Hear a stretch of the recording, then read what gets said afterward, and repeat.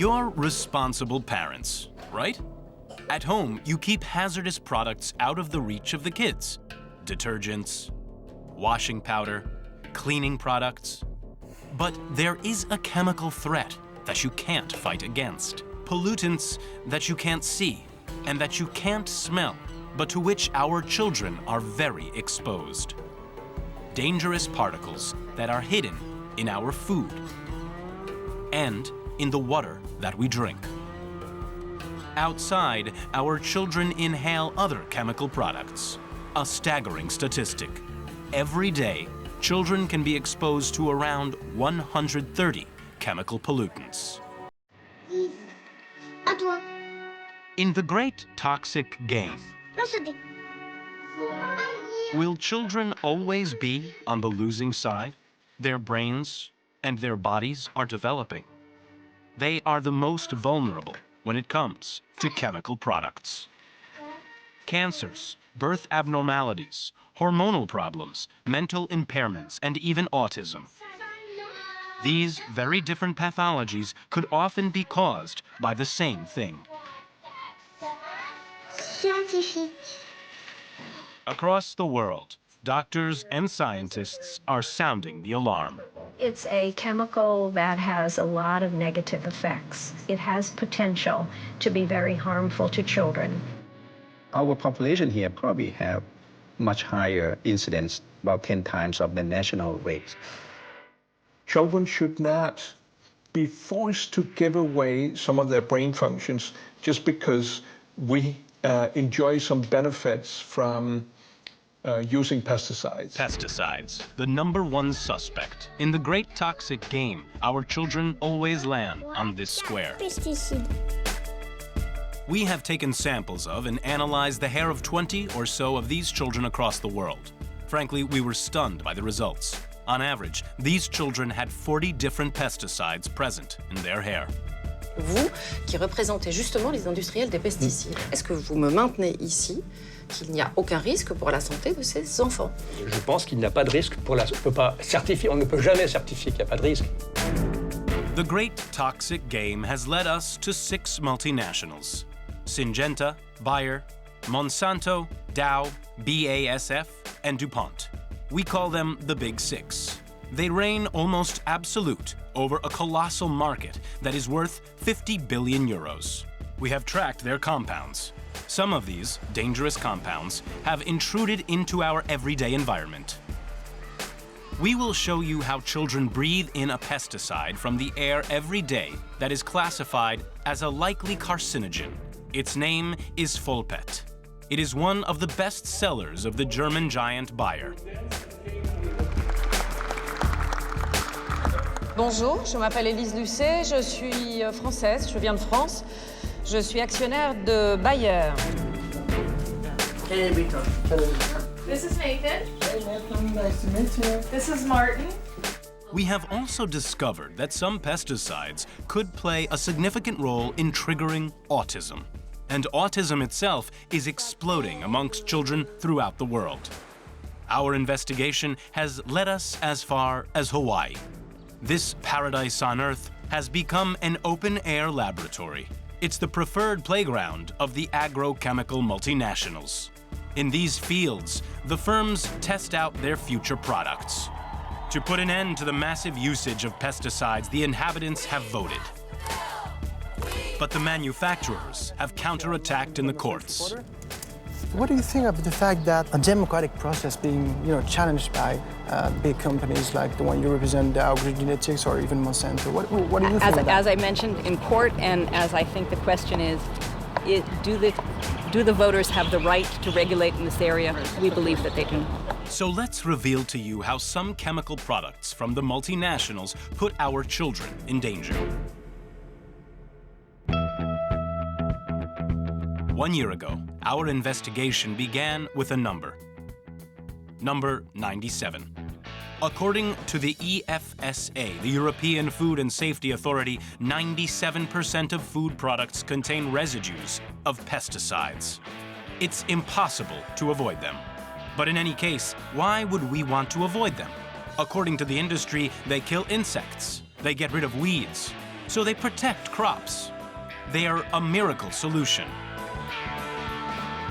According to Syngenta, they're even good for the ground that our children play on. And for Monsanto, they ensure a good meal for our babies. And if you listen to Dow, they quite simply mean the end of world hunger. A miracle solution. And did you know that France is the promised land of pesticides? It's the biggest consumer of these products in Europe, and number 3 in the world. But exactly what products are they? And in what quantities are they used? After many long months of investigation, we have been able to get a hold of secret government figures on the usage of pesticides in France. Over 800,000 lines, an inventory of pesticide sales, product by product, category by category, and year by year.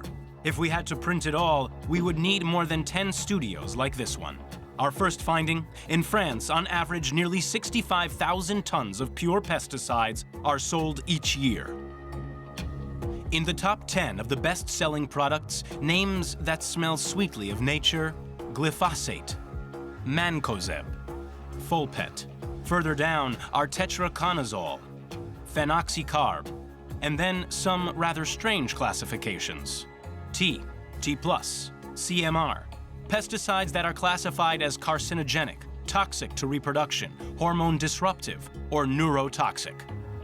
To better understand the impact of these products on people, and in particular on children, the best thing to do is to go to the places where they are most widely used. One department keeps coming up, with over 2,700 tons of pesticide sold there each year. It's one of the biggest consumers. The Gironde.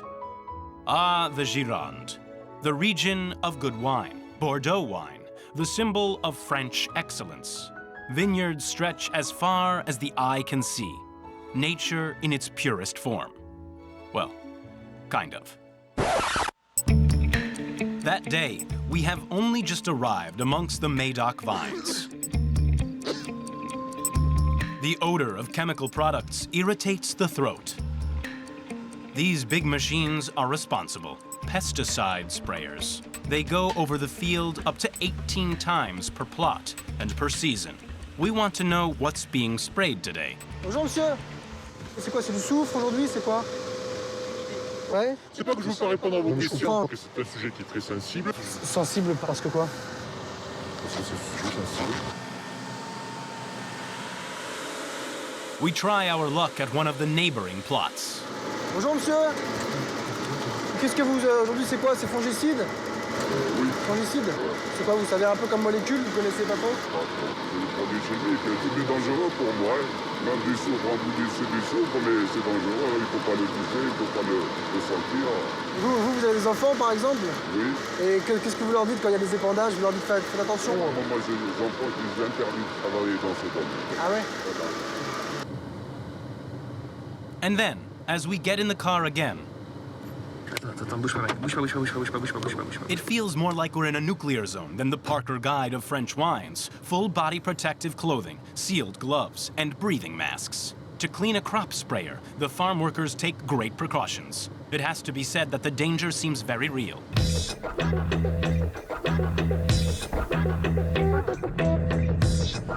As is also illustrated by this map of the Gironde prefecture, it is a map of sensitive sites, including elementary and high schools that are located close to crop spraying sites.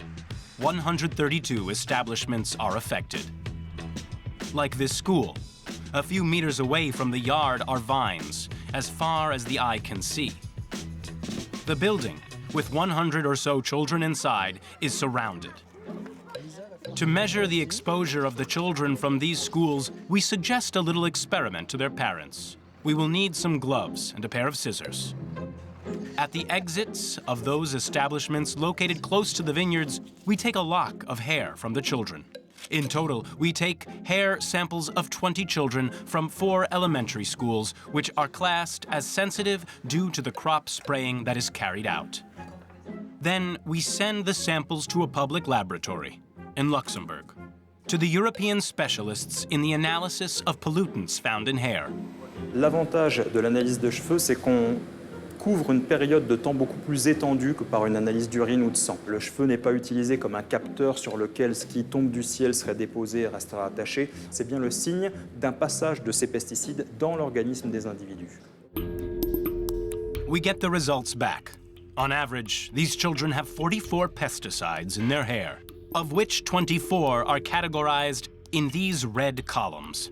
Pesticides that are banned, but which are still present in the environment, or authorized pesticides that are classed as dangerous, carcinogenic compounds, toxic to reproduction, neurotoxic, mutagenic, hormone disruptive.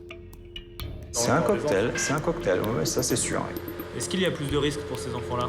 On sait que l'exposition à un cocktail de différents polluants, pesticides ou autres, peut avoir des effets à court terme ou à long terme, des fois transgénérationnels, sur les individus qui ont consommé. In France, since 1980, childhood cancers have been increasing at a rate of 1% every year. 2,500 new cases each year. It's the second highest cause of infant mortality. In the Gironde, according to the National Register of Childhood Leukemia, a child's risk of developing a leukemia is 20% higher than the national average. Is there a link between these illnesses and exposure to pesticides? For French scientists, there is not a shadow of a doubt. In 2013, INSERM, the French Institute of Health and Medical Research, published an appraisal report on all of the scientific studies carried out on the impact of pesticides on health for the first time. In the long list of illnesses linked to pesticides, 2 catch our attention. 2 childhood cancers, brain tumors, and leukemias in children. So, inevitably, we ask the question, who is responsible for this heavy reliance on pesticides? The farmers? They themselves breathe in the products that they spray. They are victims too. We prefer to investigate those who are really the ones profiting from this, those who sell these dangerous pesticides, the agrochemical multinationals. Amongst the most widely used products in France, the name of one compound keeps cropping up: Folpet. It's classified as a likely carcinogen in the United States and as a suspected carcinogen in Europe. It is sold worldwide, and there is one multinational that is way out in front when it comes to sales of products made from Folpet. Bayer. Bayer, you've heard of them, right? The chemical giant, the inventor of aspirin.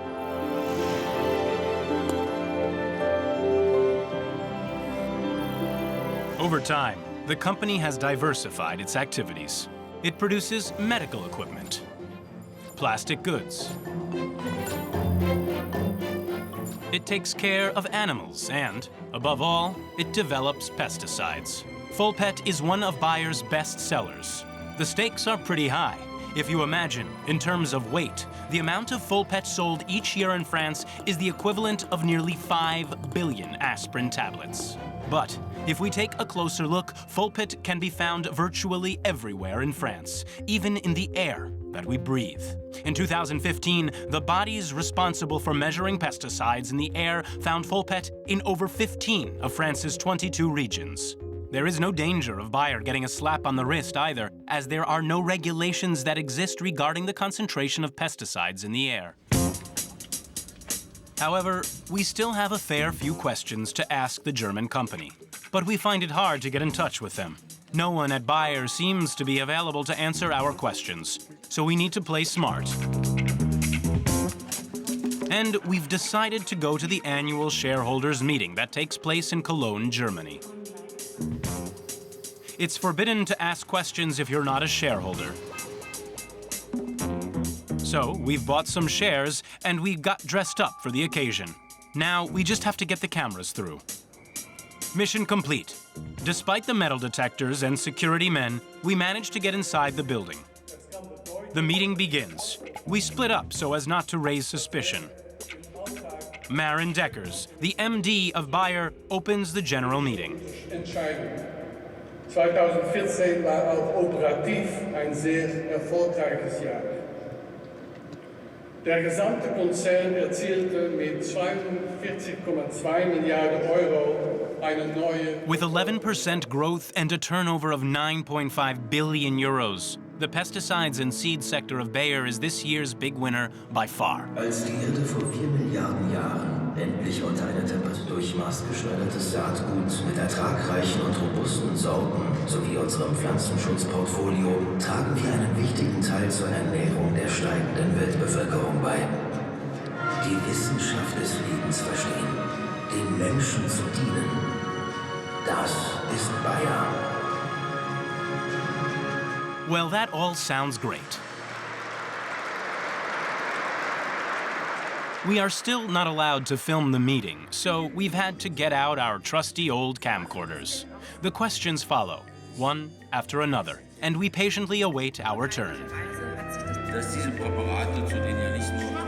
We've brought along an empty bag of Bayer's Folpet for the occasion, which is marked under the brand name Mikal Flash.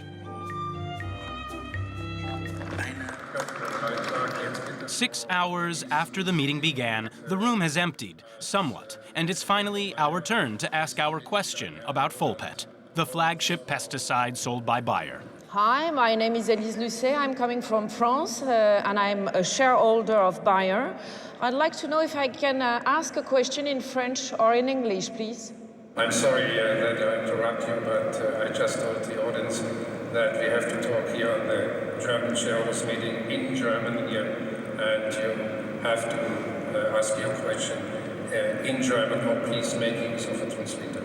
I have my translator, so you will hear me in German. Wait a minute, please. Well, we had seen that coming. Herr Deckers, eine der Ursachen dieses Erfolges heißt Mikal Flash. Mikal Flash, wie Sie es natürlich wissen, ist ein Unkrautvernichtungsmittel, das Folpel enthält. Wie Ihnen auch bekannt ist Folpel eine krebserregende Substanz. Über 3 Millionen Kilogramm, die in den Jahren 2008 bis 2013 nach Frankreich verkauft haben, besorgen. Fast allen französischen Regionen. Schauen Sie sich diese Karte an. Auch nicht nur in der Nähe von Feldern konnten wir Folpelspuren beobachten, sondern auch in Städten und Dörfern und sogar in der Nähe von Schulen. Folpel ist nicht das einzige Produkt, das Sie nach Frankreich verkaufen. Genau 50 andere Produkte, die auch krebserregend sind, verkaufen Sie. Produkte, die gefährlich sind für Embryos oder Genveränderungen verursachen. Ihren eigenen Worten zufolge hatte Bayer sich zum Ziel gesetzt, Krankheiten zu heilen und somit das Leben der Menschen zu verbessern. Sollten Sie nicht stattdessen versuchen, neue Krankheiten zu verhindern? Haben Sie vor, den Verkauf dieser Produkte nach Frankreich einzustellen? Ich bedanke mich im Voraus für Ihre ausführliche Rückantwort. Thank you. Merci. It's true that our question was a bit long-winded. However, the answer would be rather concise. Sie hatte eine Frage zum Pflanzenschutzmittel Folpet. Frau Lucet, Sie werfen uns vor, 50 Produkte, die angeblich krebserregend sind, nach Frankreich zu verkaufen. Als weltweit agierendes Forschungsunternehmen nehmen wir unseren Auftrag sehr ernst. Wir verbessern mit unseren Produkten in der Tat das Leben der Menschen. Ohne die von Ihnen genannte Liste zu kennen, kann ich doch sagen, dass Bayer weltweit ausschließlich Produkte vertreibt, die umfangreich geprüft und für Mensch und Umwelt sicher sind. Bayer. Science for a better life. Science for a better life. Is that so? Today, according to our calculations, each year in France, Bayer sells 5,600 tons of pesticides classed as likely carcinogens, toxic to unborn fetuses, or hormone disruptors. Is Bayer going to stop selling these toxic compounds? 3 months after our request for an interview, the company remains silent. Not a single email, telephone call, not even a letter. We are getting impatient. Ah.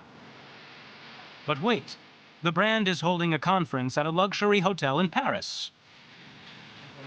The event draws to a close, and we slip into the conference room to meet the Global Director of Bayer Pesticides and Seeds Division, Liam Condon.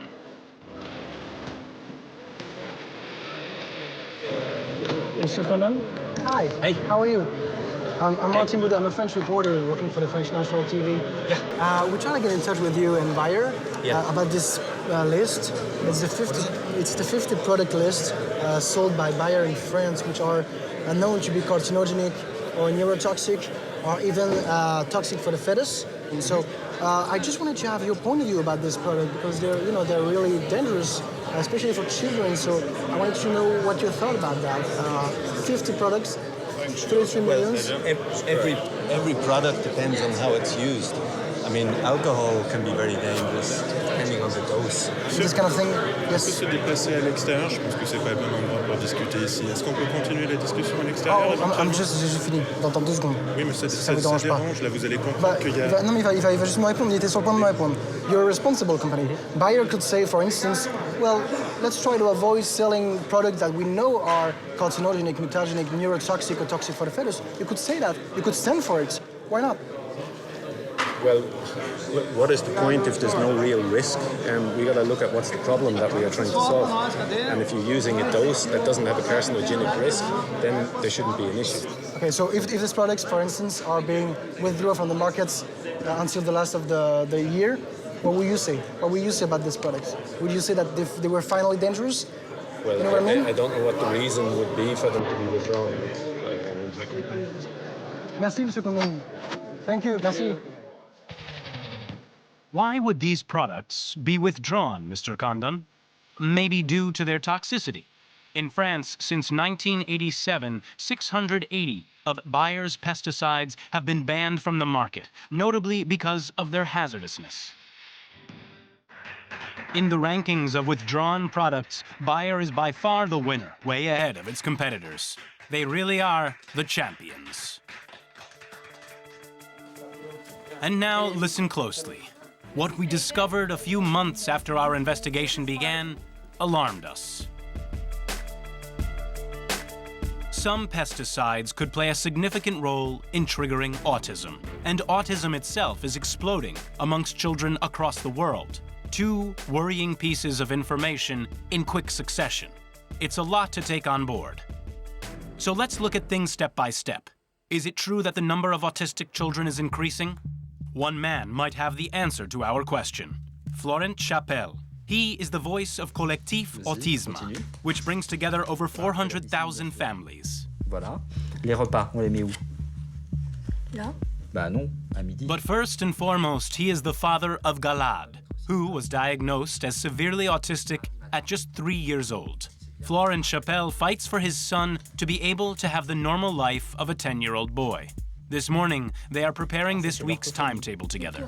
Et c'est qui l'orthophonie? Ça s'appelle comment ton éducatrice? D'accord. Galad goes to elementary school accompanied by an educational assistant. D'accord, Galad, champion. Florent Chapelle has investigated the evolution of the number of cases of child autism in the world. Alors en fait, tous les chiffres concordent. Alors aujourd'hui aux États-Unis, Corée du Sud, au Canada, au Québec, en Suède ou ailleurs, c'est toujours la même tendance. C'est-à-dire ça monte de manière quasi exponentielle. Aujourd'hui aux États-Unis, une naissance d'enfants autistes sur 68. D'accord. Donc on est passé aux États-Unis de 1 sur 100 il y a 5 ans à 1 sur 68. We found it hard to believe these figures, but they are real. In the United States, they are seeing an explosive growth in autism. The highly official CDC, the Center for Disease Control and Prevention, is blunt. 1 in every 68 children is affected by an autism spectrum disorder. La pandémie est mondiale. Cette année, le nombre de cas d'autistes diagnostiqués chez les enfants sera supérieur au diagnostic de diabète, de cancer et de sida additionnés. Voilà, c'est ça la réalité. C'est hallucinant. And how can this upward trend in other Western countries be explained?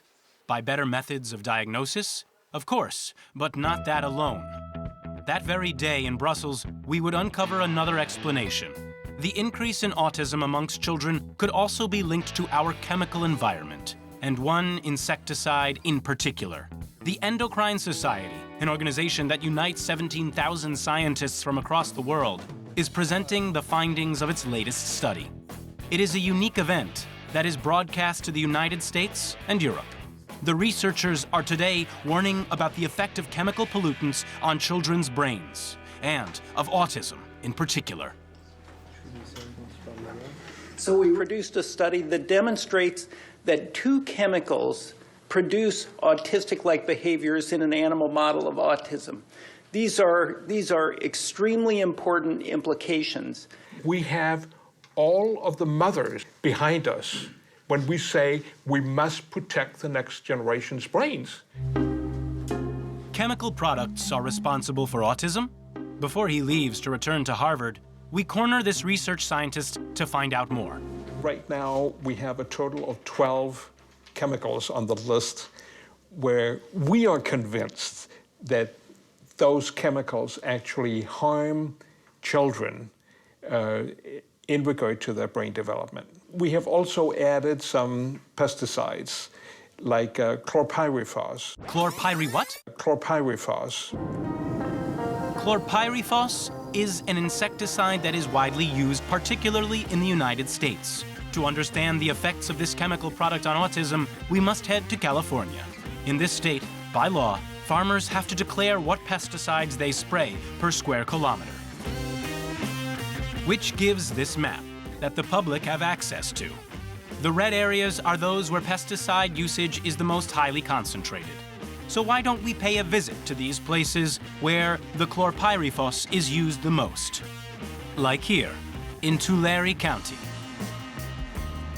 Orange and lemon trees jostle each other over the horizon. The region is the country's second largest citrus fruit producer. To maintain its position, they don't skimp on chlorpyrifos, the neurotoxic that kills insects. 95 tons of pure substance are applied each year. The inhabitants, mainly Mexican immigrants, live right next to the plantations. And according to them, it's the children who are paying the price. Over 10 years here, there has been a 6-fold increase in the number of children with autism. Claudia Angulo and her children are one of the families affected by this phenomenon. Her son, Isaac, has been diagnosed as mildly autistic. Isaac's apparent calm is down to his medications that regulate his hyperactivity. If he doesn't take them, the little boy changes drastically. I get mad really easily. Really? And Like if they just say something about me, I just get mad. Oh, y le da mucha ansiedad, se muerde la camisa y está todo el día. You've seen him like this with some kind of crisis? These diapers is all running around crazy. Claudia Angulo is convinced that chlorpyrifos is responsible for her son's autism. Pues sí, yo llegué a esa conclusión cuando empecé a hablar con mis compañeras de trabajo. Le digo, fuimos 8 embarazadas y 6 con niños de ADHD, pero de todas maneras nos llega a todos. Y aunque estemos adentro de la casa, como ahorita, mire, estamos aquí, ahorita no huele porque no han rociado. Pero en tiempos que rocían, prende uno el aire acondicionado y todo el aire que jala de afuera hacia acá, aunque estemos adentro, estamos respirando todo eso. And what role does chlorpyrifos have in his pathology? We take a sample of Isaac's hair for analysis. The results are conclusive. 31.94 picograms of chlorpyrifos, well above the detection limits. But it's impossible to make the formal link between the compound and his autism. However, a few kilometers away, one mother of an autistic child has the evidence in her possession. This is Nathan. Hey Nathan, nice to meet you. This is Martin. Nathan is severely autistic, which is the highest degree of the pathology. As far as his mother knows, it's the first case of autism within the Sankos family. It's like Monterey. There's a lot of grapes do come out of here. They live right in the middle of the area where chlorpyrifos is applied. Somewhere. There it is. This could be the reason why.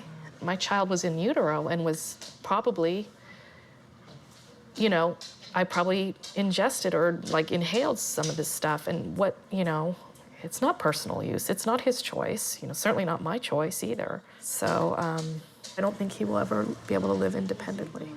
And he's so sweet, you know, and he's just, it's just not, yeah. Yeah. The touch, the finger touch changes. So, anyway. Get what he wants, but I can't either. To find the causes of his autism, Renee is making her son participate in one of the world's largest studies on the subject. 1,000 autistic children are being monitored across California. The prestigious UC Davis University is piloting this research. Irva Hertz-Picciotto is an environmental epidemiologist. Yeah, all of this is autism. For 15 years, she has been compiling all of the neurological tests, blood analysis, and urine samples of these 1,000 children. Recently, she has superimposed the map of the neurotoxic pesticide spray zones with the addresses of the autistic children's mothers when they were pregnant. Her conclusions confirm the family's suspicions. We found that that the cases were much more likely to have lived within a buffer of, you know, somewhere between 1 1/4 and 1 3/4 miles, so a little bit more than 2 kilometers from these applications. And, you know, it was specifically for chlorpyrifos actually had the highest elevation in risk. So somewhere closer to 3-fold more likely to have been used near the homes when the child was a fetus. The chlorpyrifos industry wants to hide this truth at all costs. Could you type in chlorpyrifos info and click? The first site that comes up is this one, chlorpyrifos.com. I'll let you read this. The weight of the evidence continues to demonstrate no link between chlorpyrifos and autism, and no data exists to substantiate such a claim. Okay, well, who has... oh, yes, it's Dow AgroSciences, of course. Dow AgroSciences, the world's leading producer of chlorpyrifos. It's an interesting thing. The tobacco industry was very organized in attacking the health studies for decades, and they lied about all kinds of things. I think that's what you know, large corporations tend to do. They're protecting their profits, they're protecting their, you know, their investors, their shareholders, and they, you know, the health of people is not the first thing on their mind. It has to be said that Dow already has a solid reputation in the field. Dow, it is still a relatively unknown name, and yet is the second largest manufacturer of chemical products in the world. During the war in Vietnam, Dow was one of the suppliers of the infamous Agent Orange. It is a highly toxic weed killer which was sprayed in massive quantities over the Vietnamese forests, and it was responsible for many illnesses and birth deformities. Dow was also developing its flagship insecticide at the same time, chlorpyrifos, but this compound also sits in the accused dock. Dow agricultural chemists have the answer to kill them inexpensively without harm to the crops they infest or to the soil.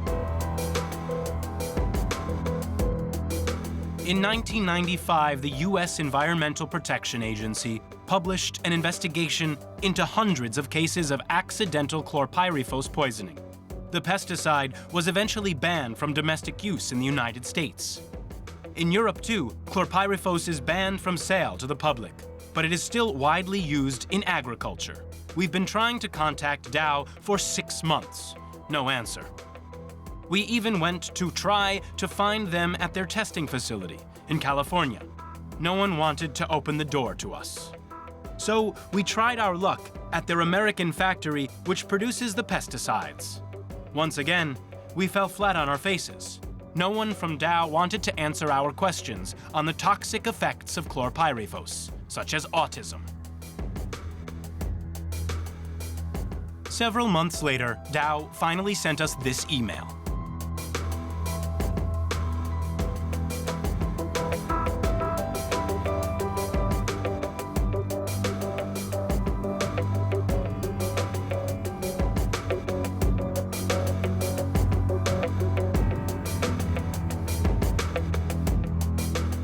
did you notice?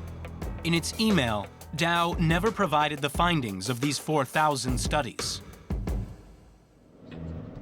For our interview, the multinational directs us to the European pesticide lobby in Brussels. It is here, at the ECPA, the European Crop Protection Association. Smile, you're on camera. With this little camera, the ECPA's communication team will also record the interview. Let's start off with the results of the hair analysis of the children that we've met throughout our investigation.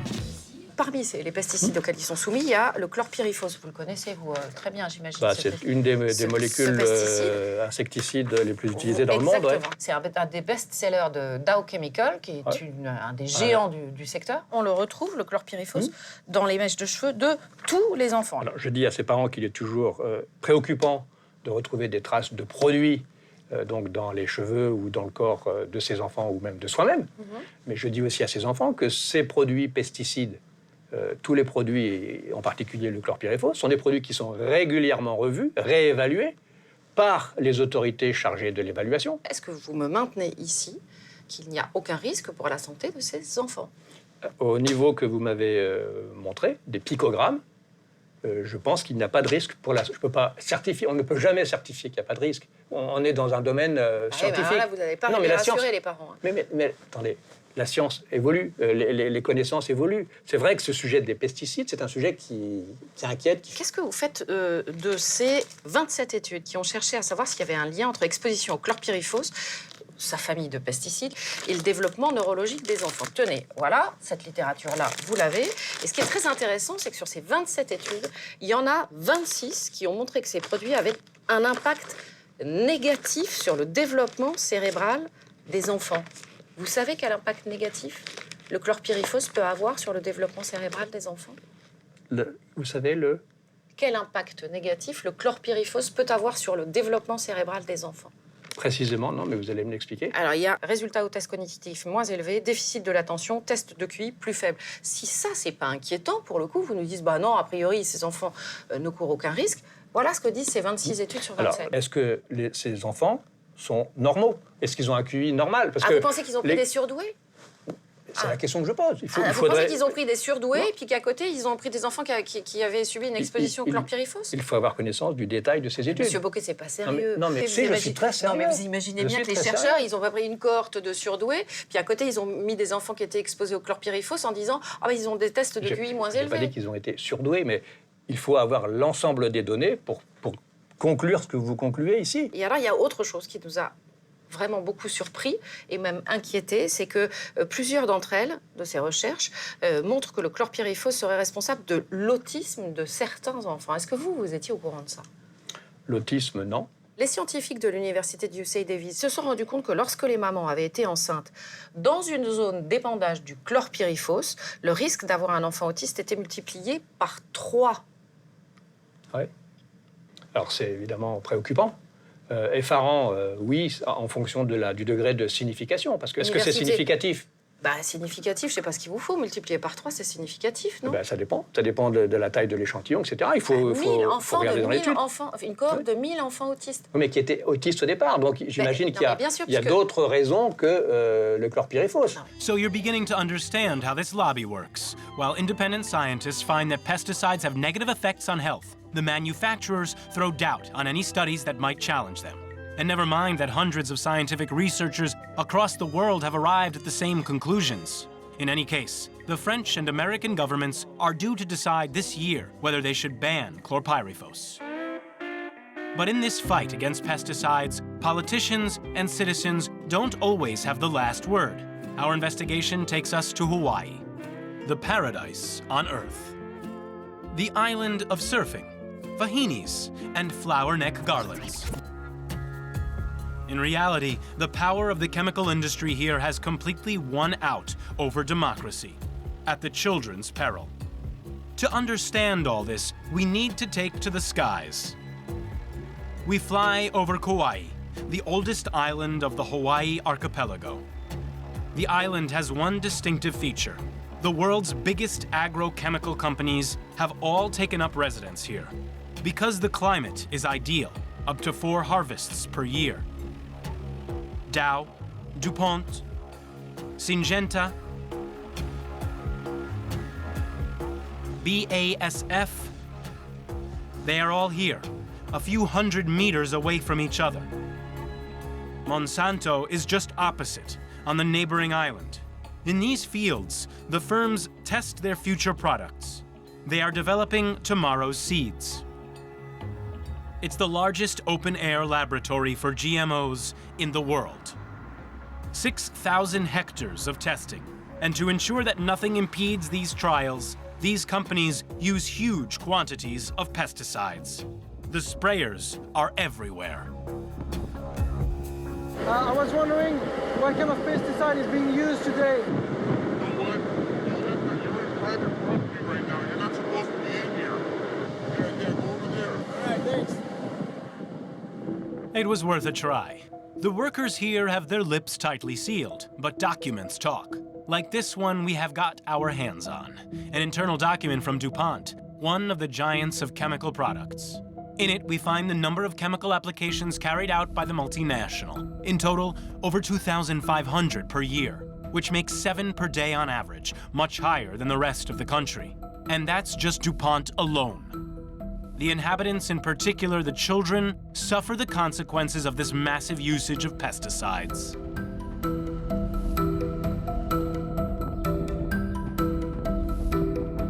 These clouds of red dust are at issue.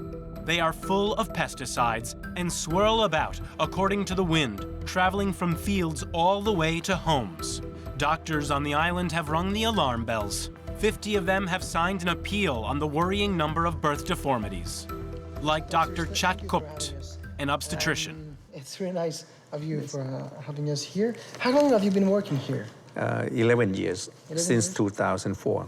I used to work in much bigger hospital before, let's say about 10 or 15 times the delivery of this hospital. I think it looks like it was higher than what my experience was. Our population here probably have much higher incidence, about 10 times of the national rates. Are you worried about this chemical exposure? I do. I think we should have somebody to really look into all these numbers, and so we can find something unusual happen. That's what I try to say. One of the birth defects that is the most commonly found on the island is gastrochesis. These Hawaiian babies are born with their intestines outside their stomachs, requiring a high-risk surgical procedure that can't be carried out on the island. A deformity that is supposed to be very rare. Not here. There have been 4 cases in the past 2 years. Faced with these worrying phenomena, the island's people are taking action. The inhabitants have swapped their surfboards for placards against this industry experimentation. They are calling for a law that obliges the companies to disclose the names of the pesticides used and the quantities they are used in. And above all, the citizens are demanding the creation of buffer zones between these testing fields and schools or hospitals. Nothing revolutionary. At the head of this movement is this gentleman, a county councilman.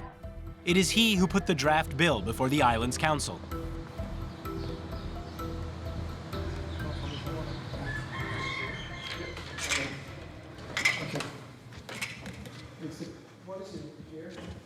This is the council chambers. This is where all the official hearings are held. This is where Bill 2491 was held here. At that time, in front of him, in this very room, hundreds of witnesses went into the stand, one after the other, to persuade the councilors to pass the law. Nurses. More babies born with missing ear canals, malformed ears, recurring nosebleeds, cleft palates, asthma, allergies, rashes, hormonal imbalances, more frequent miscarriages. Hi. And then there were parents. My name is Randy Lee Dickinson. I live in Waimea Valley, right below the foothills of Pioneer Cliff, right across the street, right by the river. I'm here on behalf of myself and my family, and I want to speak about my child, who was born with a neurological brain defect. My son has a condition called gastrocesis. Basically, the stomach's on the outside. I don't blame anybody, but I just want to stop the poisoning. Just educate somebody. Something's wrong here. And then, amongst the witnesses, was this gentleman in the blue polo shirt. He represents the island's pesticides lobby. I mean, the fundamental difference is between it being law or voluntary, because what happens in here, if it's law, it has ramifications much wider than just Kauai that our companies are interested in as well. What kind of ramifications are those? Of being adopted in other counties and states. So you're concerned that other counties would also want to protect their schools? They were concerned that other communities and states might want to do the same thing. They don't want to set a precedent, and that really is the foundation of this whole thing. Their argument, their pushback, the reason they're pushing so hard on this is they don't want us to set an example. This local vote became a global issue. So, during months, Monsanto, or Dow Chemical, did everything they could to convince the people of Maui and Kauai to vote no, with terrifying adverts. Regardless of what you think of GMOs and the seed companies, vote no because the initiative would shut down farms and would put hundreds of people out of work. The question you have to ask yourself is, before you vote, tell your wife you lost your job. Tell your kids, we cannot take you to the doctor because we need more insurance. The initiative were to pass, there would be enormous financial implications for the county of Maui. The pesticide industry put all its weight behind the fight, spending nearly $8 million on these advertising campaigns. Vote no on the initiative. In the opposing camp, the people spent $82,807.21. It didn't matter. After months of confrontation, the law was finally passed. But while Hawaii slept, the pesticide lobby was already formulating its counterattack. A few weeks after this historic moment, Syngenta, Dow, Dupont, and Basf filed charges against the island of Kauai. Monsanto did the same with the neighboring island of Maui. These chemical giants contested that the councils didn't have the right to pass such laws, and on what grounds exactly. It would be better to go and ask them in person. At Dupont, nobody wanted to see us, nor at Basf. At Dow, they were not allowed to talk to the press. In front of Monsanto, when we showed our press badge, security cars immediately turned up.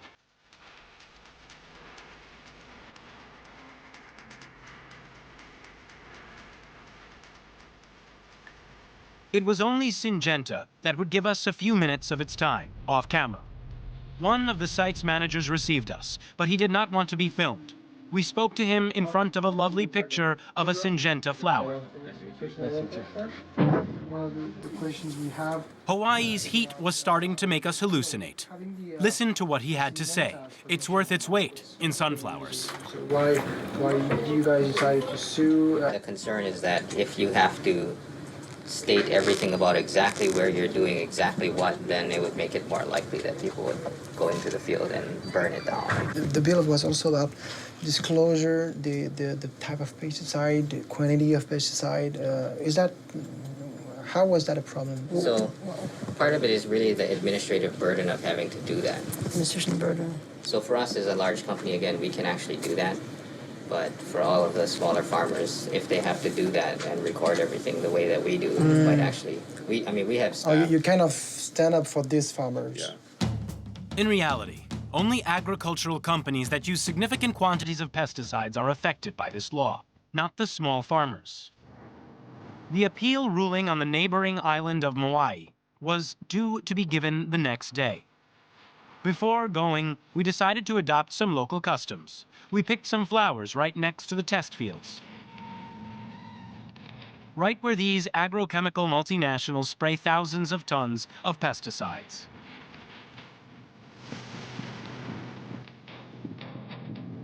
Then we made this beautiful flower neck garland. And we went to the county courthouse. The hearing was due to start in just a few minutes. It's impossible to film inside the building. 2 hours later, and against all expectations, the judges ruled in favor of the multinationals and invalidated the law. The 8 lawyers from the pesticide industry left the courthouse. Marjorie Bronster led the appeal. From the French National TV. May I offer you this? It's a lei from Maui. Can I offer you? Yes, you may. Yeah, okay. How do you? Yeah, I put it like this. Okay. We took the samples from the GM fields down in Maui. These flowers actually are from the GM fields. They might be, full of pesticides, though. But, I mean, I don't know what you think about that.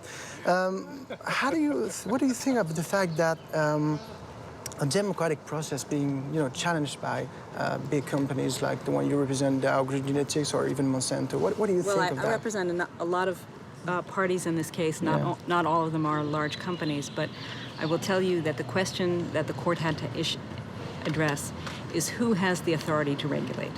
The court is not going to be addressing the question of whether the pesticides are good or bad. It's really a question as to whether the county has the right to step in and regulate in this area. And our position is simply that this is not a county area. It is for the state or the federal government to regulate, and they have been regulating in this area. Do you think the people from Maui did not vote correctly? I mean, I'm sorry to insist, because we travel a long way to come here. So, do you think the people from Maui did not vote correctly? What do you think? As I mentioned in court, and as I think the question is, do the voters have the right to regulate in this area? We believe that they do not. What kind of message do you think that sends to the people that believe that votes can change things? What do you think of that? Certainly, the initiative process is appropriate in certain areas, but we do not believe that this is one of them. All right. A very last question, Ms. Bronster, and I'll leave you alone.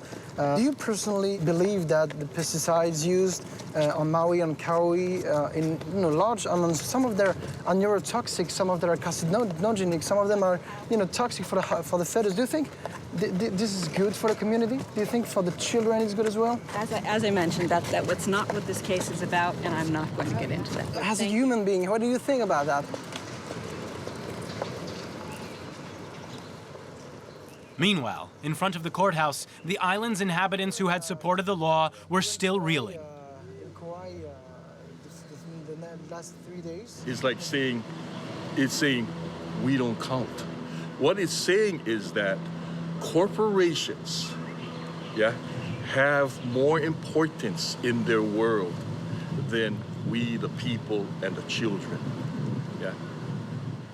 We go through this belief of having the right to express ourselves and vote, and we have done that, and we were victorious, and then they hold everything up. In Hawaii, in the great democracy game, the chemical industry is the winner. As our investigation drew to a close, we wondered if our children would end up having to live like this, protected against their own environment. At least there was some good news, though. Amongst the 50 Bayer products classified as dangerous, 6 were withdrawn from the French market. Chlorpyrifos, the pesticide that is neurotoxic to children, is due to be banned in the United States and France in the coming months. In French schools located close to application zones, the installation of anti-pesticide walls, or nets, has begun around the buildings.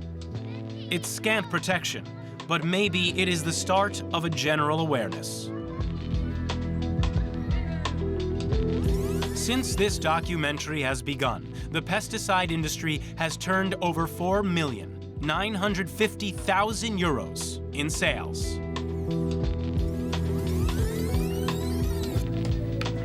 In the great toxic game, there is no doubt about it. The winners and the losers are always the same.